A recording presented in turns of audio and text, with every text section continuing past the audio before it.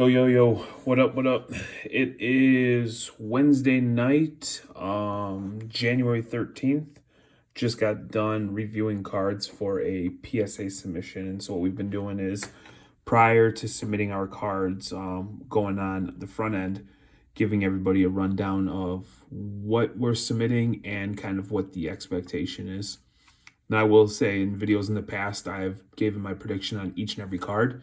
I found that to be very tedious. So as we go through this, I will give you what I think we're going to get based on memory. It's a daunting task doing all those things at once, and quite frankly, after a couple of hours of giving this my attention, wiping down cards, going through everything, that added step in the midst of review and prep to document what I think it's going to get is tedious. So tonight I had the boy with me, Steven, help me out, and so when we get his ass trained up, he'll be able to kind of do that. So I've got a nice spreadsheet that I worked out that he'll be able to, hey, Dad said this is going to be a 9, hey, this is going to be a 10, and in the case of some of the older, the Jordans and some of like the older Kobe stuff where it's not going to gem, but kind of where we're at. So reviewed 77 cards, 62 I'm going to send in for grading.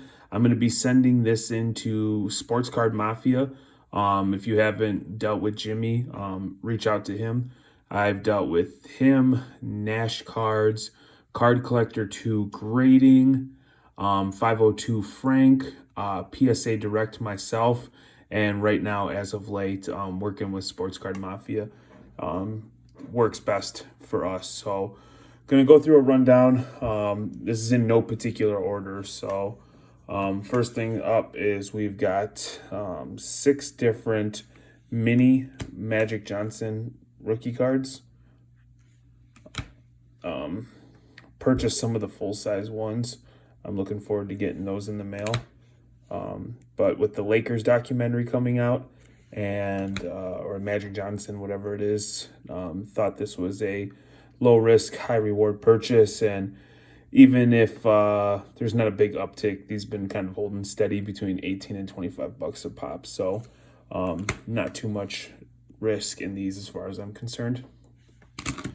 Next up, we've got the young phenom from Barcelona, Pedri. Not going to take them all out because I don't want to damage them, but I think there's about 18 of them in there.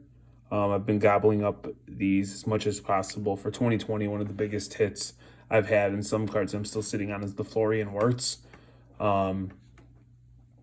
Real big fan of the soccer cards because soccer is kind of like year-round. Obviously, it's not covered in America like the sports that we normally consume, so it forces me to stay educated and to consume content that I wouldn't normally consume. And so some of these things, got these probably on average 20 bucks a piece, so probably into these cards for $300-400. And so we shall see, but a lot of upside with this kid, so we got 18 of them there.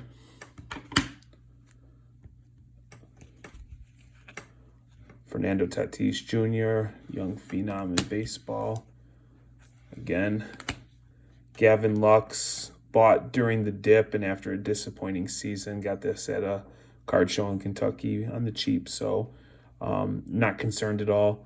If it doesn't pan out, it doesn't pan out, but didn't even take it out. The card looks pristine and still direct from top, so we'll see what happens. Luis Robert. Kind of jealous. I'm a Cubs fan. Courtney's used to be a Sox fan, but she's a Cubs fan. But Sox are going to be awesome. Cubs looks like they're starting to rebuild, so guy's fun to watch. Started picking up some Nico last year. Have a fair amount of cards already at PSA. Yordan Alvarez picked up this auto out of 99.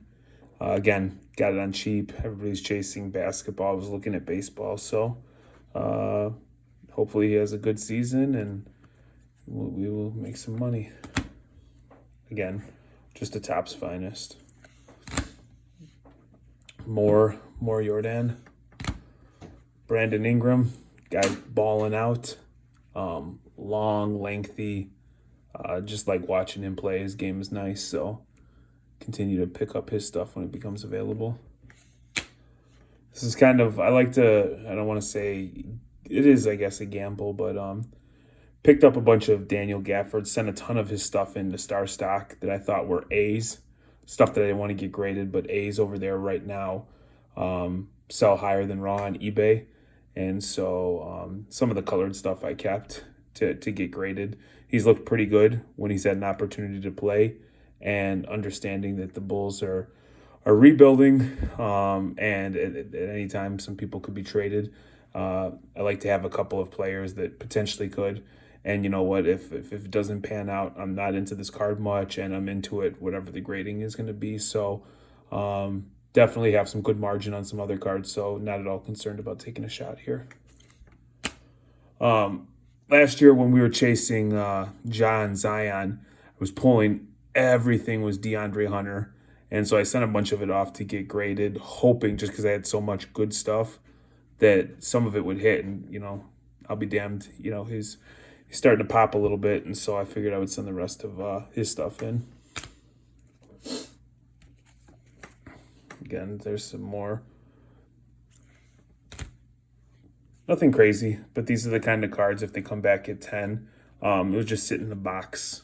I was never going to do anything with it. I'm not a Hawks fan. I'm not a DeAndre Hunter fan.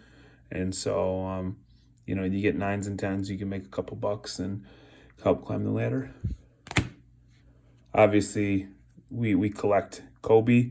I personally am not the hugest fan of the premium stock. I know everybody loves them. Instead of going out and spending all the money to rip the wax, I was just buying the singles that I wanted off of eBay. So obviously here's one. One set that we are going to build is the My House Rainbow. Here's the silver. Here's the purple. I'm following a gold right now. It's up over $500. I'm not sure if I'm going to go after that because I've got my eyes on some bigger cards. But Kobe's booming.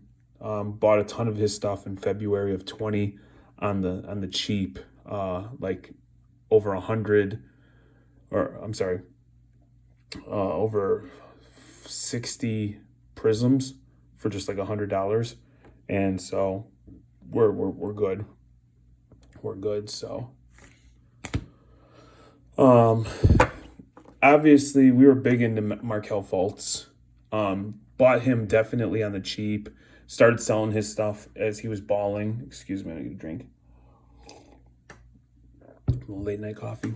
And we saw firsthand what happens when a player gets hurt. Money just washed away. Every card that I had sold, not every, but a lot of them, had to deal with the eBay returns where everybody all of a sudden had buyer's remorse.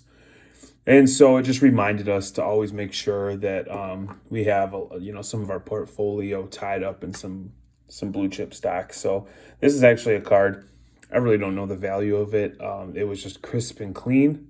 It might be worth $1 graded. I don't know, but I just thought it was a cool looking card of arguably one of the greatest power forwards of all time. And so really bought this card because I like the way it looks. So I mean, that's what the hobby's all about, getting stuff that you like. So the big fundamental.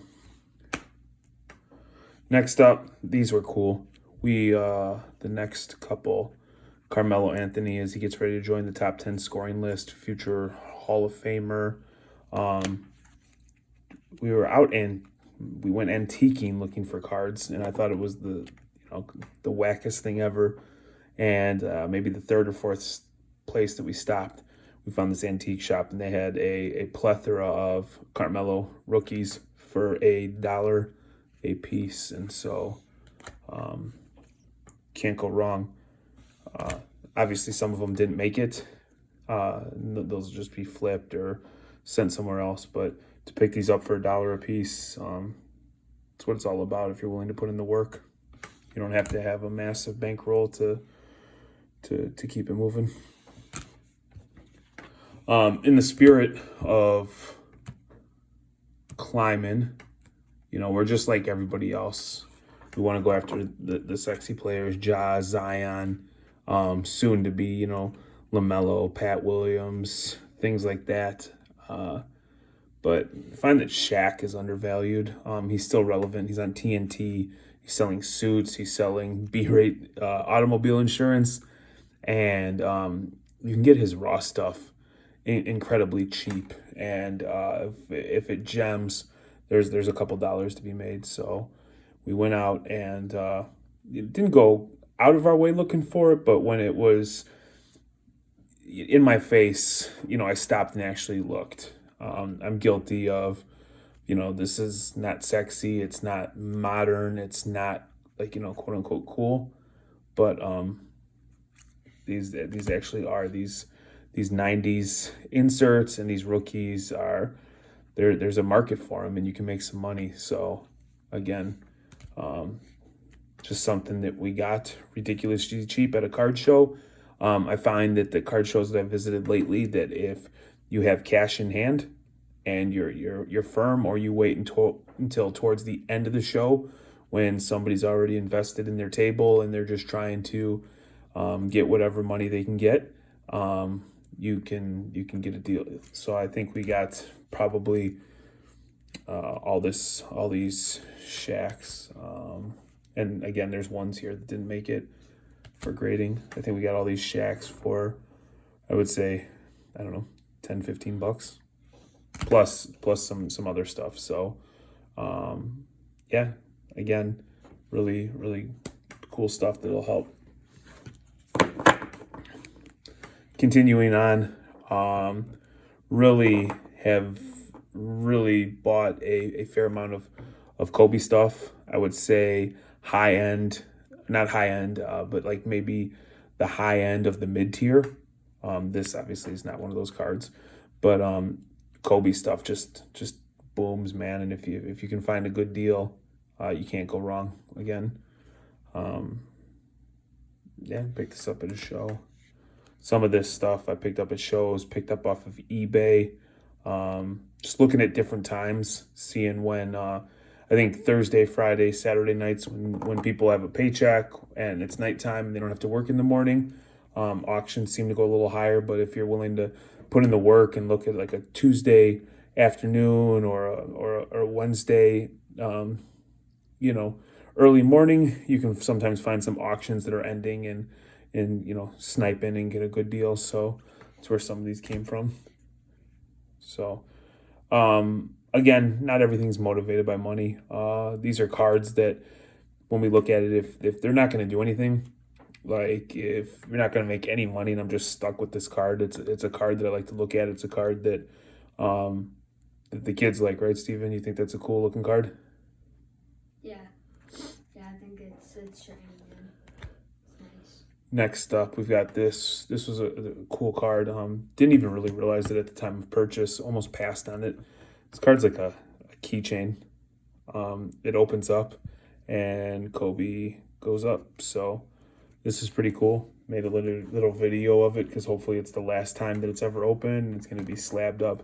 Now, I would say the remaining cards, I have no expectation of them getting a gem. I expect them to get between 7s and 9s. 9s would be best case scenario, but I wouldn't be surprised if like maybe this card. There seems to be a little bit of a surface. That top loader, it's a fresh top loader and penny sleeve, but it makes it look a little bit worse than what it did underneath the magnifying glass. I was never hip to these cards until I started reading about the PMGs, and just something about these Metal Universe cards I think are just so awesome. It must be the nostalgic thing or what it is, or it looks different than the Prism and like the inserts that we see with modern basketball, and I just think that they're awesome. So I've been scooping these up. Again, some of these cards, it's not all about making money. These are cards that are cool. I like to sit, handle and show off. So from Chicago, can't go wrong with Jordan. Best basketball player of all time. So we were again, anytime you can add Jordan to your portfolio, you cannot go wrong. Beam team, yeah, speaks for itself. Just how sharp that is. We've been buying some of sealed packs of this. This is something as a family we decided we want to kind of go after, and you see Jordan, if the camera picks that up. Just really cool looking cards. Just kind of in love with soccer. If anybody watched our break of Topps Chrome, incredible, pulled 4 Erling Haalands, 2 base, refractor, and then a blue number to 150. Had some great success this year in select, pulling a camo of Kylian Mbappe, and so his cards are starting to skyrocket again. So this is a Topps Museum. I believe it's numbered out of 75. Picked this up, and I am concerned. I would say the surface looks great, but I have had just the most rotten luck. Let's see if I can, that'll zoom. It's a thick stock card. I have had just the worst of luck with the thicker cards, getting them graded. So I have gotten cards that I thought were awesome and came back as a 6. What is that? Plan for the worst, hope for the best. It's kind of what I've got going on here. Yeah, believe it or not, Jay-Z, we always talking about diversifying and look what's next. Some of his cards have been booming. Guy's a billionaire and doing the damn thing. So found some Jay-Z and picked it up. So lastly, I know there's a lot of people, and this was a market I was completely didn't know anything about. There was a huge market for USA and then men's national team stuff. So this was still sealed in the wrapper when I purchased it. Got it for like maybe a quarter, if that, or it was probably like a throw-in. So pristine. It is a checklist. But again, I'm just going to send it off to bulk or economy and, forget about it. We'll see it in about a year. And so I have seen some of these sell pretty decently, and I know there's collectors out there. So this is a card personally that I could care less about, or I couldn't care less about, excuse me, and I have zero interest in keeping. So this is just a straight flip. And if it wasn't for watching P. Ryan and some of the other people on Instagram who are into USA men's basketball team, I would have never even known to even look at this. So yeah, that's those are the 62 cards I'll be sending in to Sports Card Mafia when we get these cards back. Now, I will say some of them I'm going to put like bulk or economy, so it'll be 6, 8, 9 months, and some of them I'm probably going to do 10-day or 20-day, whatever services. I think it's 10-day that's still available right now, so I can get them back in hand. I haven't made that determination of what's what. I'll do that when this video is over. So want to document it, want to share with it. It always, kind of pisses me off or annoys me when everybody's like, gem rate this, gem rate that. All we do is get gems, and in like reality, there's people out there actually hitting like 40, 50%. So just wanted to share. And then also full disclosure with the services that we get, the cards get reviewed a second time. So as of late, I haven't been getting any emails or messages saying we're holding this card back, we're holding this card back. So I'd like to think with experience I'm getting a little bit better, but we shall see. So appreciate you watching the video, and look forward to getting some of our cards back from PSA. Later.